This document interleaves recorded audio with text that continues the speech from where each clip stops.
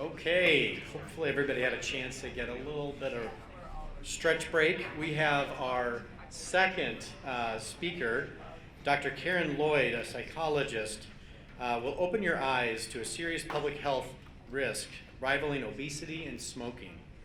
But don't worry, she'll also give you practical ideas on how to reduce it in your workplace. Please enjoy your last session before lunch. Dr. Lloyd. Thank you very much. I'm going to do this because I'm not that tall. So thank you for coming, and we'll get right to this mysterious topic in a minute. But I always like to know where we're going, so I like to see an outline. So I'm going to share an agenda with you. So you've been welcomed. We'll get right to our question in just a minute. We're going to talk about this little known risk factor, and then we're really going to focus on how it impacts health and well-being. We'll do a quick exercise. It'll take 2 minutes, won't be harmful, won't even be painful. Then we'll look at the impact of this factor on workplace productivity. 3 quick questions. And at the end, we're going to see what employers can do. And we're going to select at least one action item. Probably not more than 2, but at least 1. So here we go. What is the most potent driver of premature death? I want to see show of hands. Is it smoking? Is it physical inactivity? Is it obesity? Okay. Alcohol abuse? Is it loneliness? Yeah, some of you are right on this. It is loneliness. Loneliness has a profound impact on mortality. The width of the bar, the longer the bar, the more of an impact it has. Right at the top, we have lack of social connection. Down further is smoking 15 cigarettes a day. Then it's alcohol, 6 drinks a day. That's a lot of alcohol. Physical activity, not having any, virtually none. And obesity with a BMI of over 29, really obese. So the contribution toward mortality is highest in that lack of social connection. And a lot of people don't know that. Loneliness is as lethal as smoking 15 cigarettes a day. We've really been working in the last 10 or 15 years on reducing smoking, and it's helped. But who's working on reducing loneliness? Not most of us. But I'm going to show you how today. And loneliness really undermines health, well-being, and productivity, all 3 of them that we care about.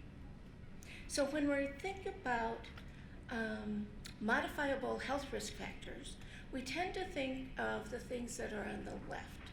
Physical activity, fruits and veggies, no tobacco, no harmful alcohol use, good sleep, those kind of things. That's what we're working on. Here's a new one.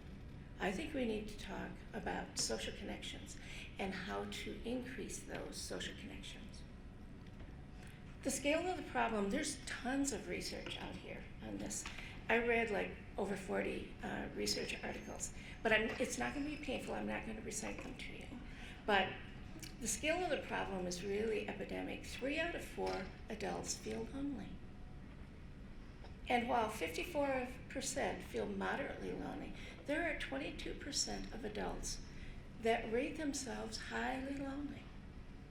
And it's hard to tell because lonely people may or may not be socially isolated.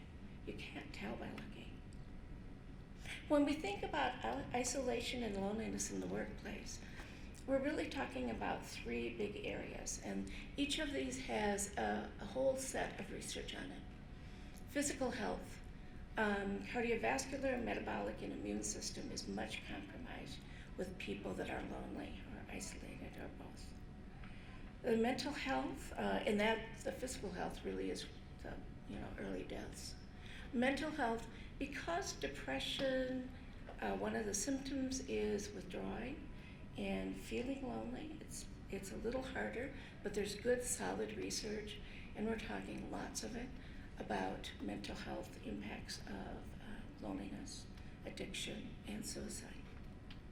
And there's quite a good and strong body of research on performance. If people feel lonely in their whole life, and particularly lonely in their work life, their productivity goes down. They're not paying attention to detail. Their problem solving is off. They don't engage. They're not such good team members.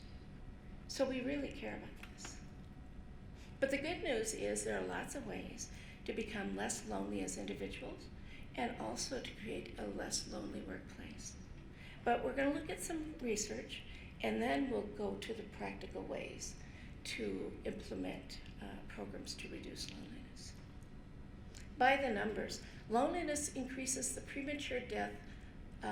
chance of premature death by 26%. That is a lot. If people knew that, we would be taking this much more seriously. So that's what I want you all to remember. We need to take this seriously. 33% of adults over 45 are chronically lonely. Loneliness is associated with a 32% increased risk of having a stroke.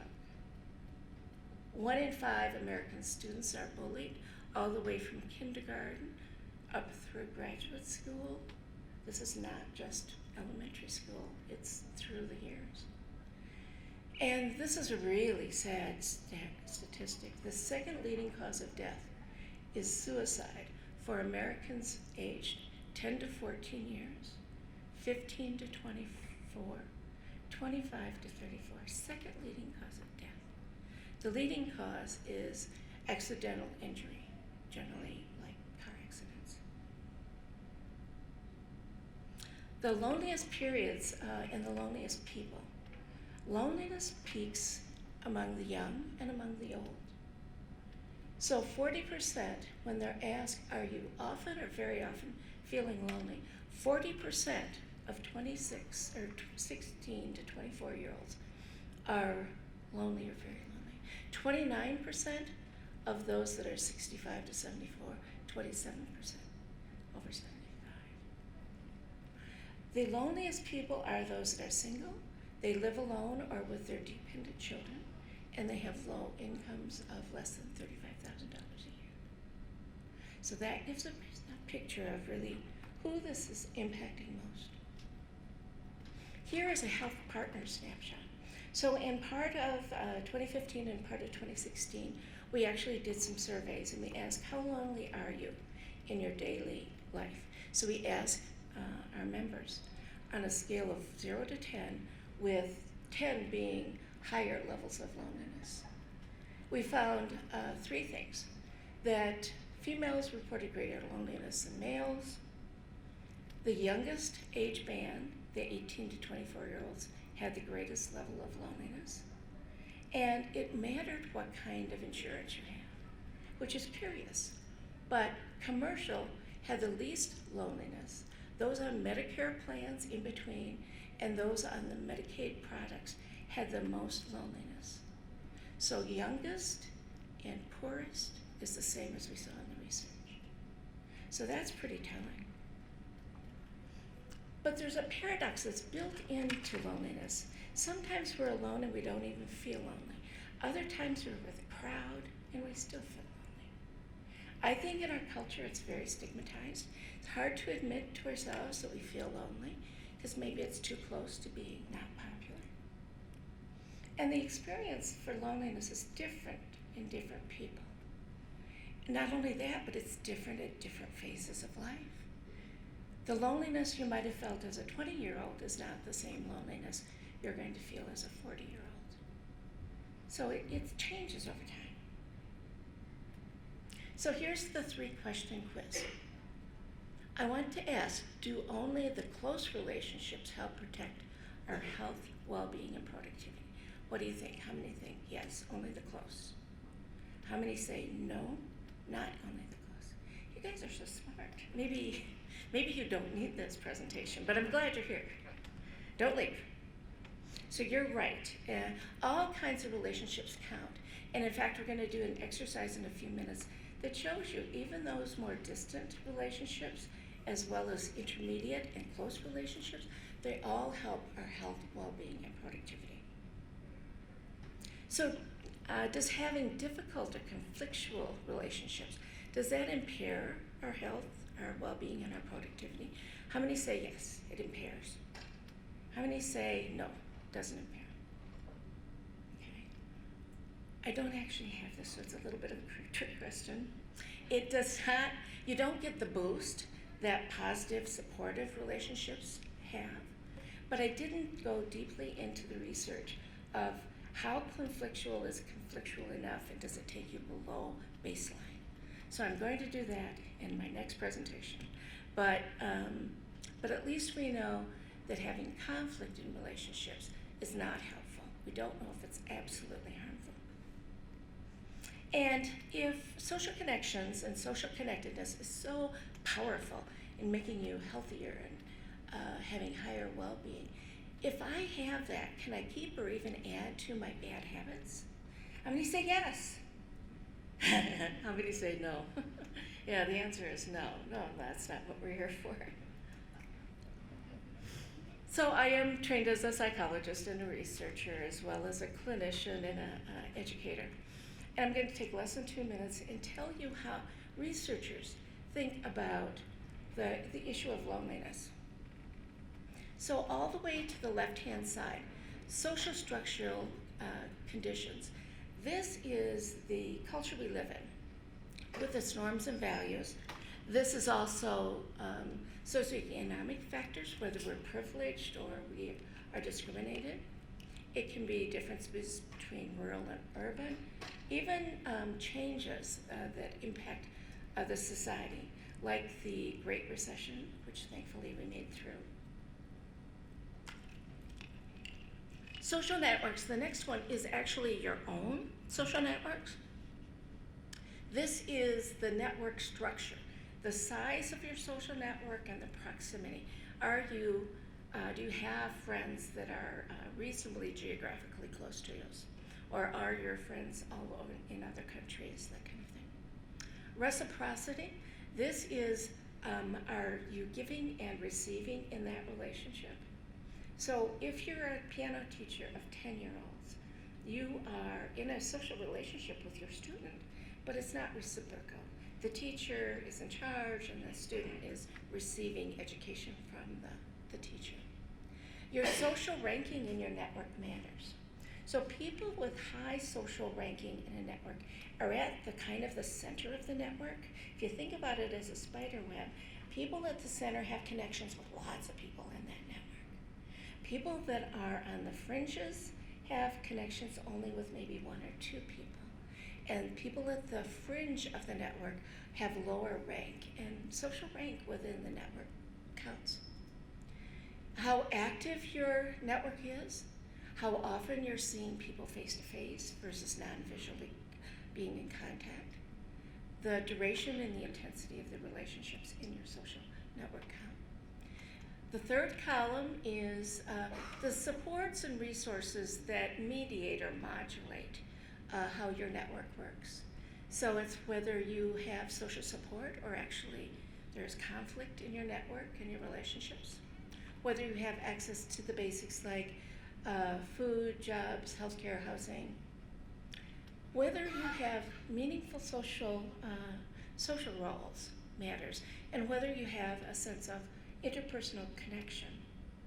And the last thing your social network does for you, it really has a lot of impact on your own health behaviors, whether you choose to smoke or exercise or eat clean. That really depends on the people you're in touch with, and also your attitudes towards seeking help. The outcomes that researchers look for are the ones in the far right. The psychobiological pathways, that's the stress response, and it's hormonal, and it's also in your heart rate and so on. The immune functioning, if you're under a lot of stress, your immune functioning goes down. If you're isolated, the same thing. Cardiovascular reactivity. Your health behaviors, the things that are like smoking, alcohol use, diet, exercise. And the last one is your coping skills and your stress management. So all of those are fair game to the researchers. And out of this research, let's go forward. This is probably the hardest part of this, other than the suicides of 10 to 14-year-olds, which is amazing. But white people, especially white people of low education, high school or less education, they are spiking U.S. mortality rates due to deaths by drugs, alcohol, and suicide. So part of it is the opiate epidemic, but a lot of this also is alcohol and suicide. So it may be that white, low education people are part of your workforce, probably is. But I just want to make sure that you know they could be especially vulnerable to some of the impacts, either personally or through their families or social networks. And I've got a slide here to show you. Now this is the non-Hispanic whites in the U.S., the suicide rates and alcohol and drug rates. So it's the deaths of despair.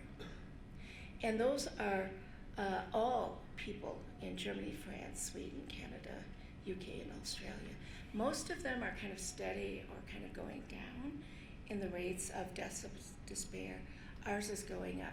And this is such a strong line, even all ethnicities put together, we're still going up the wrong direction. The country that's making the most headway on this is really the United Kingdom. And they, last fall, published an 80-page monograph. It's research and strategy and structure to get people more socially engaged, decrease loneliness, and they're using their governmental ministries and community empowerment. If you want to Google this, you would Google UK, a connected society. They've got all kinds of resources out on their website. And this is one of the pages out of that monograph. This is kind of, I think about this as the river of life. And there are certain times in life that make you more vulnerable for loneliness. It doesn't determine 100% that you're going to be lonely, but they make you vulnerable. So if you're a kid bullied in school, or if you change houses and change neighborhoods or schools, if when you become a parent, it could be wonderful, and yet you could be more isolated. If you enter a period of bad health, if you have loss of a loved one, death of a loved one, or a divorce, or your children are leaving home and you've got an empty nest, all of those are opportunities for loneliness to start stalking you. And you're vulnerable. It depends on what you do. We'll talk about what we can do in a few minutes. But the UK even named a minister on loneliness. And I think we need one of these in the US. Her name is Tracy Crouch. She's Undersecretary for Sport and Civil Society. And she's heading this up. But all of their ministries, the Department of Education, the National Health Service, Social Service, they're all joining forces to increase social connectedness and opportunities for it. The good news is having friends and having close friendships is powerfully beneficial to you, and it's protective. People that have few social ties have nearly twice the risk of dying from heart disease, and ironically, twice the chance of catching the common cold, even though they don't see a lot of people. So it's that immune system functioning that is impairing them. So you have a piece of paper that says tips for healthy, productive workplace. Does anyone need one of these? Okay, flip it over. On the back side, there's this thing that looks like concentric circles. And we're gonna just spend like 2 minutes on this. So in the center is you, and you can also put your spouse and children and parents in that center circle. So you can put their names or initials in there.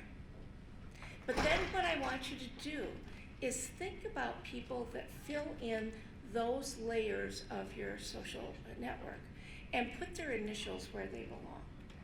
So it's the people, the few people you could call at 3 o'clock in the morning if something's really going wrong. So there's probably 2 or 3 people you have like that. Put their initials in. And then the close relationships, then more casual friends and coworkers, then acquaintances, and affiliates are people that you have something in common with, like you may both be nurses, or you may have both graduated from the same college. You don't know each other, but if you started talking, you could find a point of common interest. So go ahead and I will watch 2 minutes.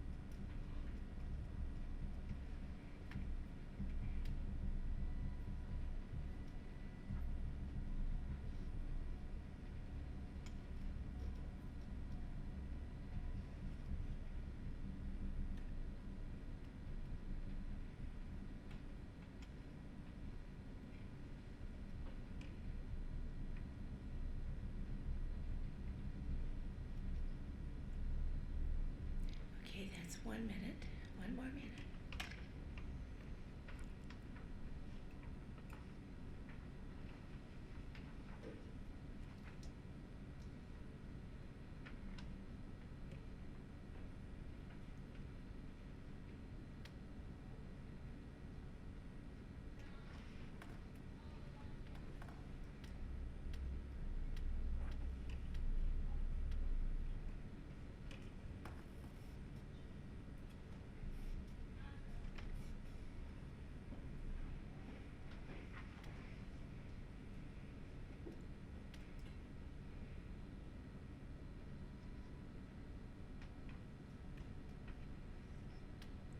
Okay. And I think a lot of people weren't able to completely fill that out. But I hope that you will keep that with the little book that you got today, and spend some time filling that out. It really can be helpful to think about how many people you have in your life, and if they're in all the different layers. It's healthier, and it's bodes well for well-being and productivity if you have more people and they are scattered among there. If, say, you only have these really close friends and then maybe affiliates, that is not as healthy as having people scattered around that area. So let's go forward. And I know you're not supposed to read your slide, but I'm going to do this. This is Vivek Murthy. He's a physician and was the U.S. Surgeon General from 2014 to 2017. And this is a quote: "We are more connected than ever, but loneliness is epidemic. Work is part of the problem. Now it must be part of the solution." So he was on to this topic back during that time frame.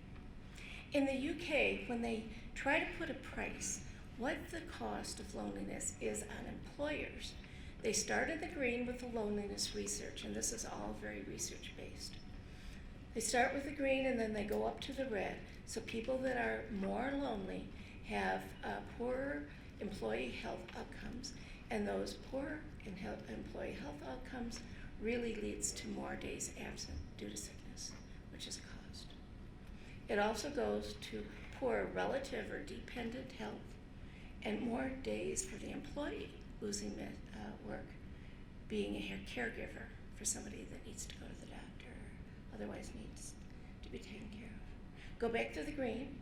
Loneliness, then more loneliness leads to, in the yellow, lower employee well-being, and that leads to lower productivity and lower staff retention.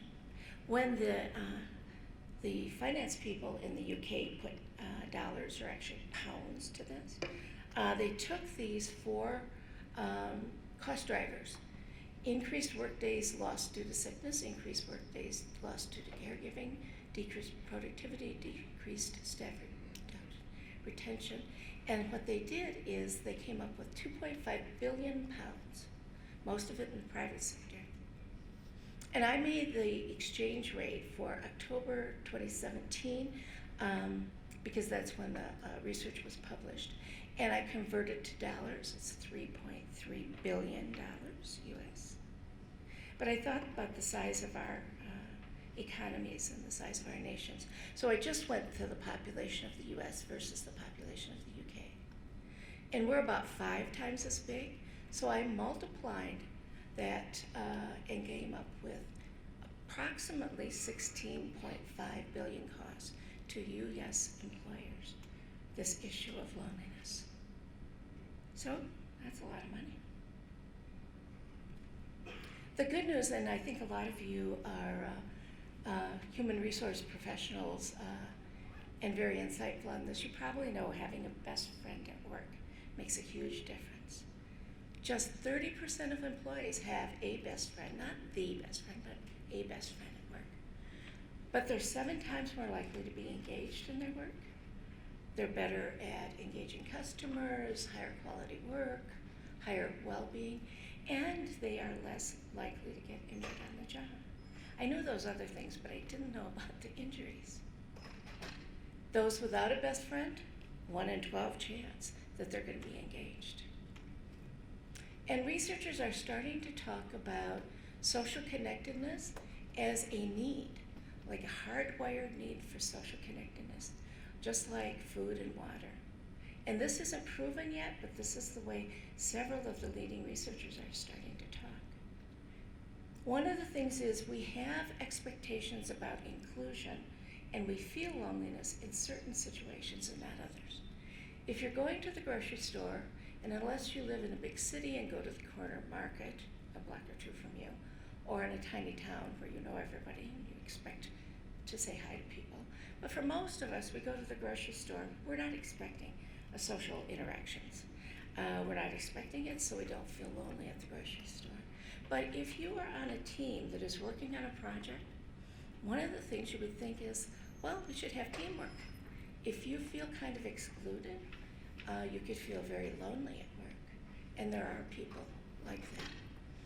And because we kind of have a stigma about it, people might not speak up. We're very independent, autonomous Americans. We don't really acknowledge much our need for social relationships with each other.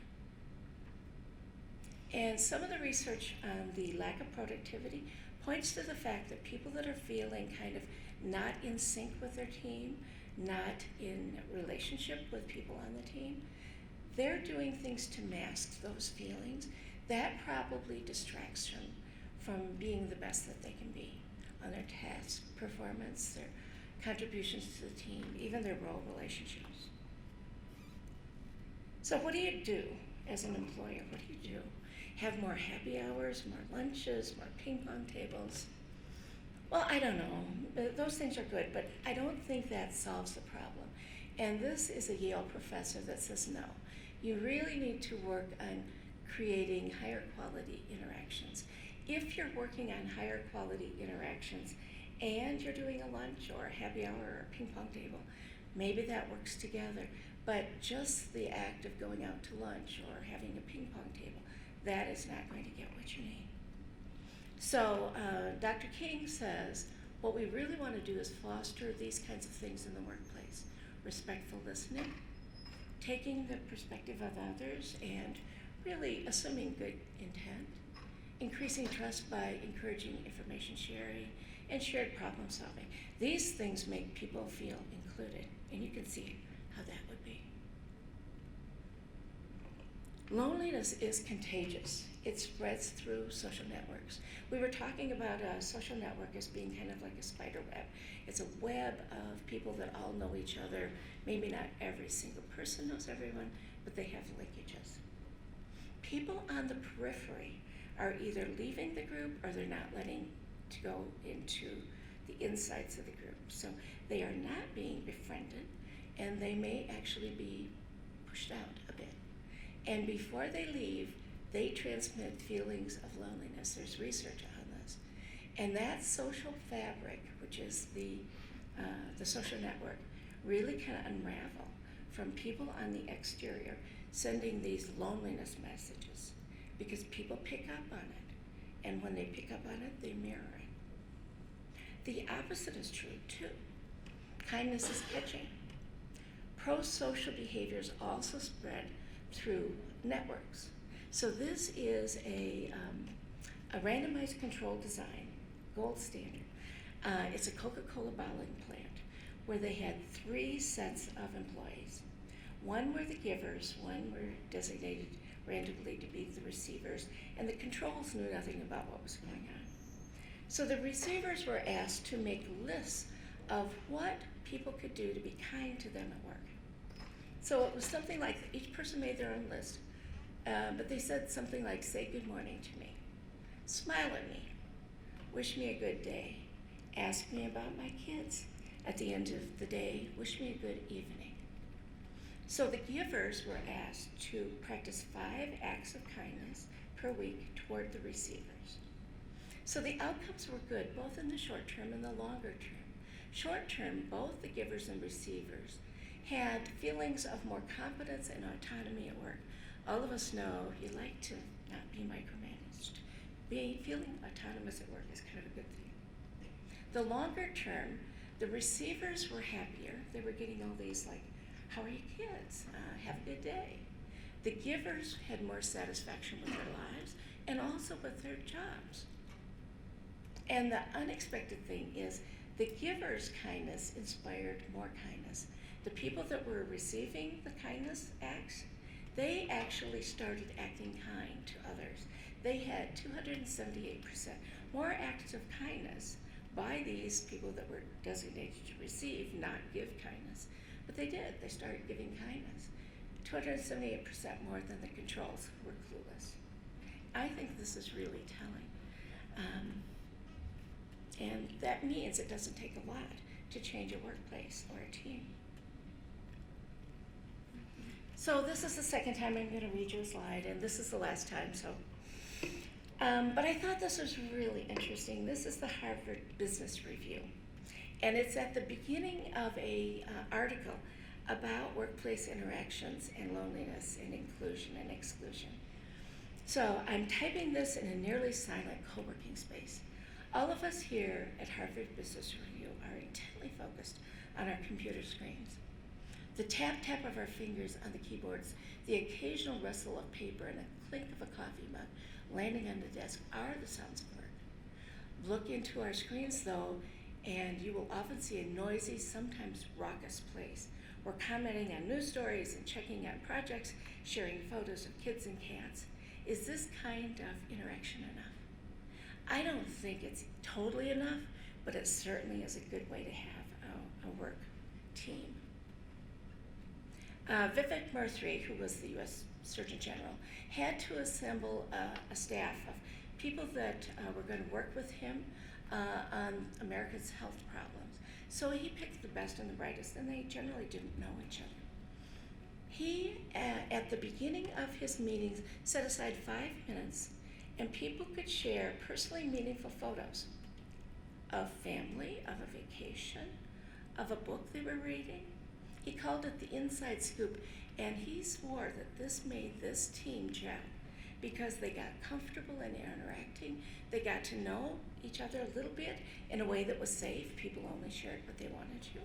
And he thinks it really promoted teamwork. So HealthPartners has a Be Well framework. It's all about, I know you can't read it, but it says physical, community, emotional and mental, social and interpersonal, financial, career.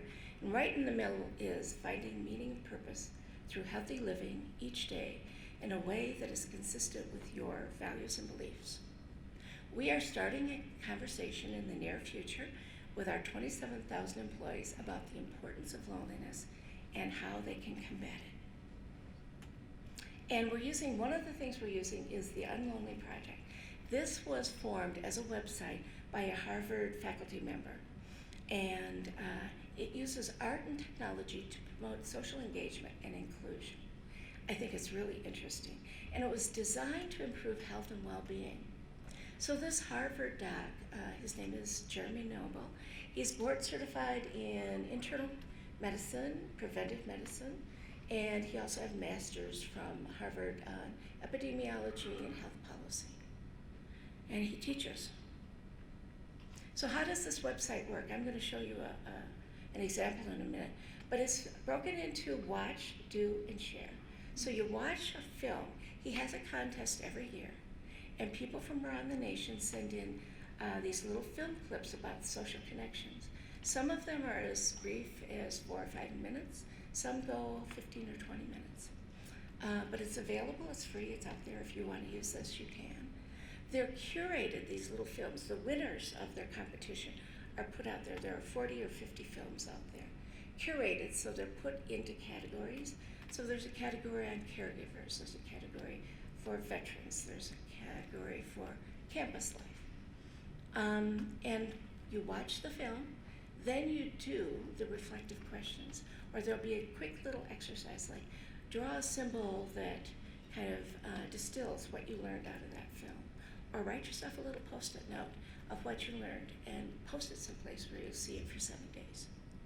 And then the last thing is share. You can share the film with family, friends, neighbors, or even community groups, because it's all out there for public use.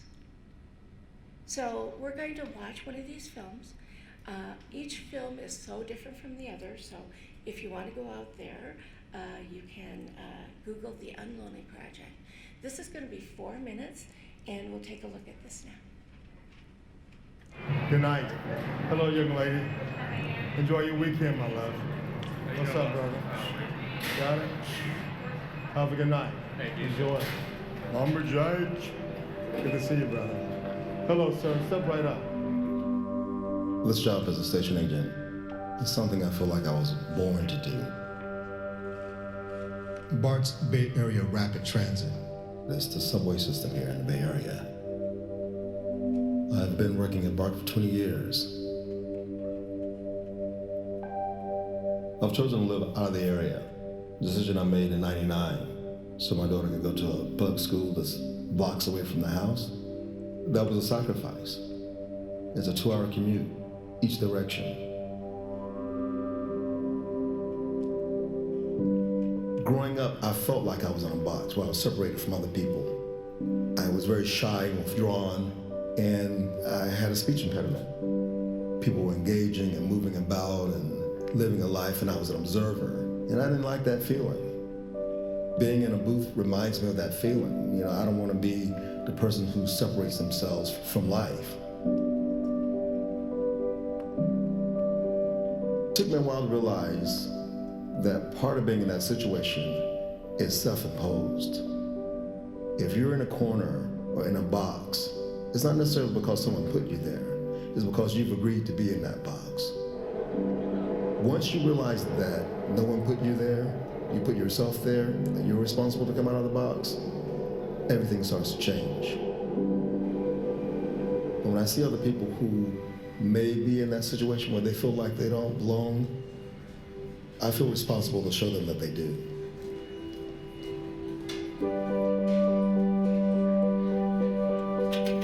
Every day that I come to work, I engage with 4,000 people. I speak to them, I say hello, I invite them in, I give them good graces going out, I fist bump, I shake hands. People that I've established a relationship with, I hug. I'm not a booth troll, I stay outside. That's where the people are. People look at the BART agent and they think, well, all you need is a high school diploma to be an agent. But no, they tested 5,000 people in the Bay Area. And of those 5,000 people, they interviewed 100.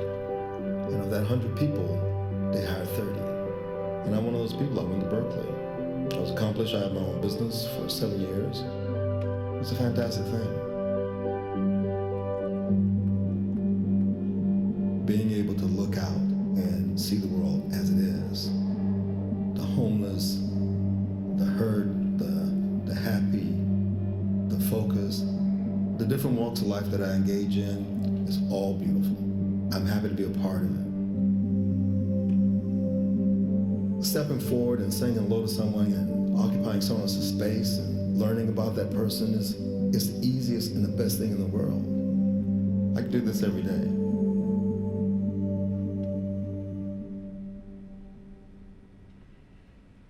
How do you think his health and well-being and engagement at work are? Pretty good, huh? I've seen that so many times, and every time I get caught by it. So here is the call to action for you. What one thing could you do as an action step to start to address loneliness in the workplace? So on the handout, there are 6 different ideas, and we'll take 90 seconds, and you can circle one of those, or you can put your own idea at the bottom, because it's only helpful if you remember about the importance of social connectedness, and that you actually do something about it. So 90 seconds, here we go.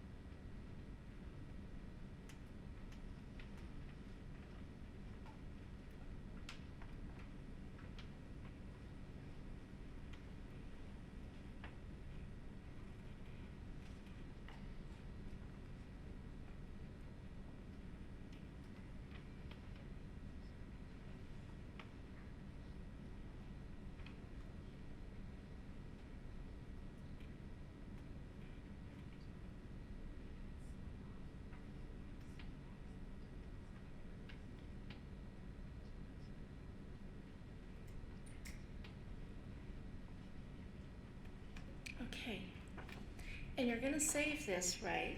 The one thing you can do at work, and you're going to fill out your social network on the back. Okay. So when I was thinking about how to close this, I thought we'd do a little mindfulness, kindfulness moment.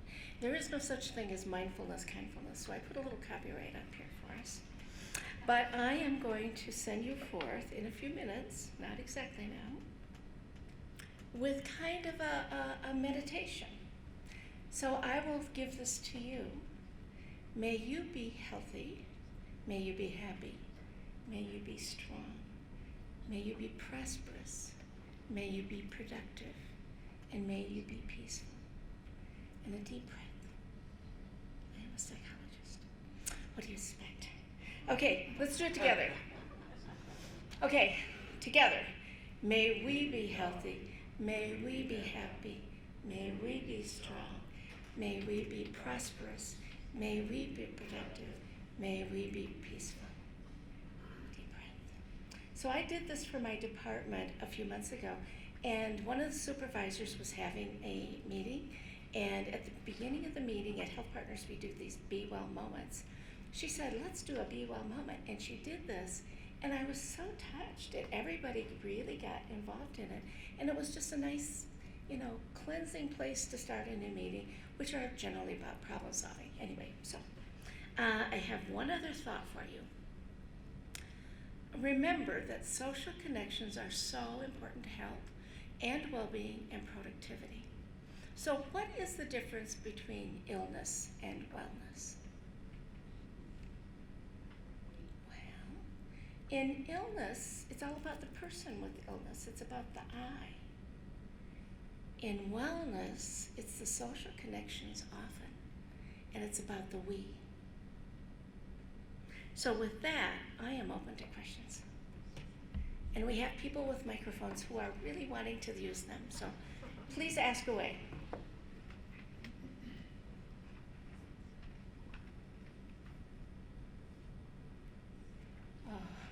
Somebody asked me a question. Okay.